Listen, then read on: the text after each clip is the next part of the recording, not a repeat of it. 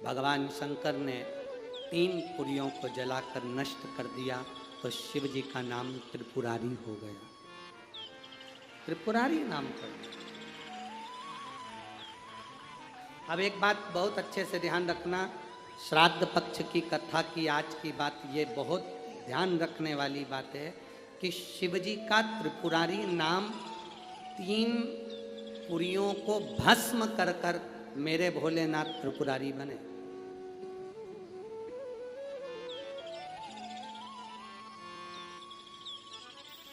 Side की एलईडियां, एक बेलपत्र,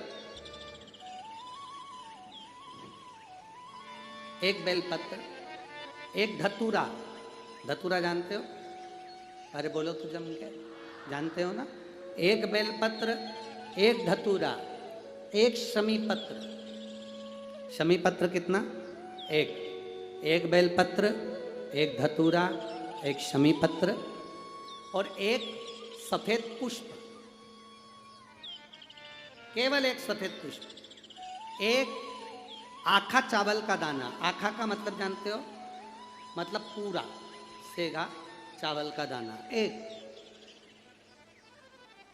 एक चावल का दाना, एक सफेद पुष्प, एक धतूरा, एक बेलपत्र, ये सब हाथ में लेकर अगर तुमको ऐसा लगता है कि आपको ऐसा महसूस होता है कि मेरी सारी राहें बंद पड़ी हुई है और मैं जिस काम में हाथ डालता हूँ वो काम आज होता ही नहीं, दिन लग जाते हैं। जब दुनिया के लोगों के पास में सुख आ जाता है तब भगवान मुझे सुख देता है, जब दुनिया का भला हो जाता है तब मेरा भला होता है।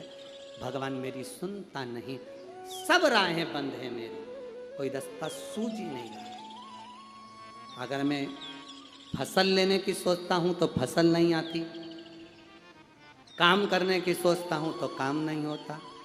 कुछ ना कुछ टेंशन मेरी जिंदगी में है। तो कभी मौका मिल जाए जिस दिन तुम्हारे हाथ में ये सभी चीज़ें हों, बेलपत्र, धतूरा, पुष्प, शमीपत्र, चावल का एक दाना, ये सब तुम्हारे हाथ में हो और शिवरात्रि का दिन हो, 12 महीने कोई सी भी शिवरात्रि का दिन हो, उसी शिवरात्रि के दिन जिस दिन आप दोपहर में मंदिर चले जाएं या शाम को जाएं या सुबह जाएं, कभी भी, पर शिवरात्रि के दिन अपने हृदय में ध्यान कर कर और त्रिपुरारी नाम का स्मरण कर कर, कौन सा नाम?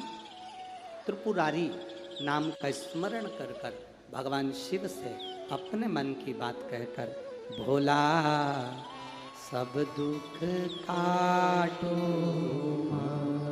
त्रिपुरारी नाम का स्मरण कर कर हाथ में लेकर भगवान शिव के शिवलिंग पर अगर हम समर्पित कर देते हैं तो ये निश्चितता है राहें अपने आप खुलना प्रारंभ हो जाती है और कार्य में सफलता। त्रिपुरारी नाम सुख देने वाला।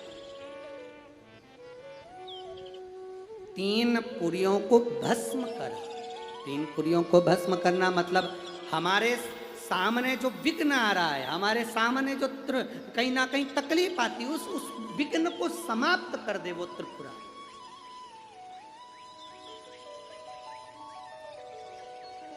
हमारे विघ्न को जो समाप्त कर दे वो त्रिपुरारी।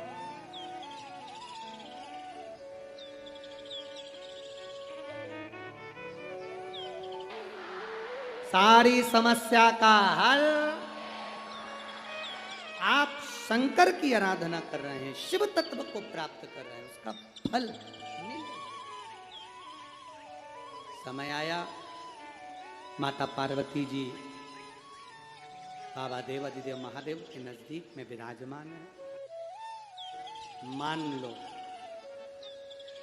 बहुत जरूरी काम है, बहुत जरूरी, और तुम पशुपति व्रत आज नहीं कर पा रहे हो, या सोमवार को तुम पशुपति व्रत चालू नहीं कर पाए, अब सोमवार आएगा 2-4 दिन के बाद, उसके पहले ही कोई काम आ गया और तुम्हारा काम बहुत ज़्यादा जरूरी है, तो पशुपति व्रत का जो संकल्प लिया जाता है, जैसे कि व्रत आएगा 2-3 दिन बाद और सोमवार आएगा 2-3 दिन बाद और व्रत करोगे 2-3 दिन बाद, और मालूम पड़े कोई काम अटका हुआ है, फंस गया और वो होना ही है, और तुमने मन से कहा मैं तेरे पशुपति व्रत करूंगी, बाबा तू मेरा काम सफल कर दे, तो उसके लिए सफेद पुष्प और एक चावल का दाना यदि तुम्हारे हाथ में है और तुमने मन से बाबा से कह दिया, बाबा मुझे ये तकलीफ है, मुझे ये दुख है, मुझे ये कष्ट है, मैं पशुपतिनाथ का व्रत करूंगी बाबा, पशुपतिनाथ का व्रत करूंगी बाबा, आप मेरा व्रत स्वीकार करना, आज मेरा ये काम अटक गया है। अशोक सुंदरी वाली जगह पर वो सफेद पुष्प और चावल का दाना समर्पित कर दो, व्रत आएगा जब आएगा मेरा बाबा पहले ही कल्याण कर जाएगा। ये शिव तत्व है और घड़ी है।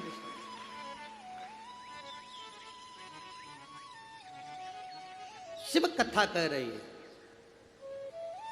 मौका मिले अपने जीवन में एक बार पशुपतिनाथ का व्रत अवश्य करें। ये नहीं कि स्त्री करती है, पुरुष बच्चे बड़े बूढ़े सब पशुपति व्रत कर सकते हैं, सबके लिए। आगे वर्णन, दो चीजें अपनी जिंदगी में धारण करना, जीवन में एक बार पशुपति व्रत अवश्य करो, शंकर के मंदिर में जाकर एक लोटा जल अवश्य चढ़ाओ। दूसरा, अपने नजदीक में कहीं शिव महापुराण की कथा बाबा की करुणा से अगर प्राप्त हो जाए अवश्य सुनने जाओ। जैसे 17 तारीख से नागपुर वालों को 5 दिन सुनने को मिलेगी उमरेड रोड पर, 2 बजे से 5 बजे तक आपको भी टीवी पर मिलेगी। 26 तारीख से अहमदाबाद में 7 दिन तक शिव महापुराण की कथा सुनने को मिलेगी रोग मुक्ति के लिए। 3 नवंबर से 9 नवंबर तक कोसी कला मथुरा के पास कोसी कला में शिव महापुराण की कथा 2 बजे से 5 बजे तक सुनने को मिलेगी।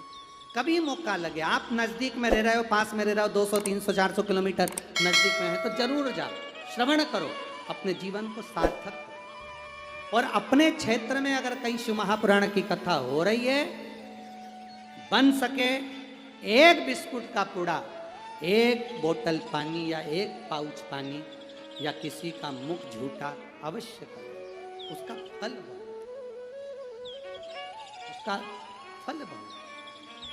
आगे वर्णन आए, कथा में आप स्मरण करिएगा। 3 नशा इस संसार में सबसे बड़ा, सबसे भारी, 3 नशा संसार में सबसे विचित्र और सबसे बेकार। पहले नंबर का शराब का नशा।